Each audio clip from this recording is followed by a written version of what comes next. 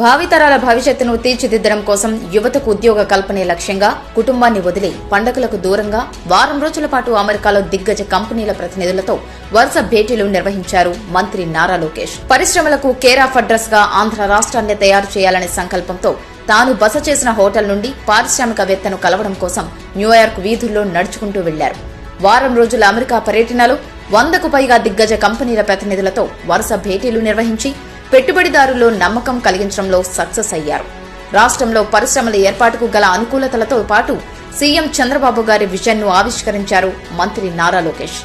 ఉద్యోగ ఉపాధి కల్పనకు ప్రాధాన్యత ఇచ్చిన అధినేత సీఎం చంద్రబాబు గారి నేతృత్వంలో పెట్టుబడుల వేట మొదలుపెట్టి పారిశ్రామికవేత్తలతో మాట్లాడి ఆంధ్ర రాష్ట్రంలో పెట్టుబడులు పెట్టేందుకు వారిని ఒప్పించి తన చాతుర్యాన్ని చూపించారు మంత్రి నారా లోకేష్. అగ్రరాజ్యంలో ప్రపంచంలోని దిగ్గజ పారిశ్రామికవేత్తలతో మంత్రి లోకేష్ వరుస భేటీల నేపథ్యంలో జనవరిలో జరిగే దావోస్లో జరిగే పెట్టుబడుల సదస్సులో పెద్ద ఎత్తున ఒప్పందాలు జరిగే అవకాశాలకు బాటలు వేశారు మంత్రి నారా లోకేష్.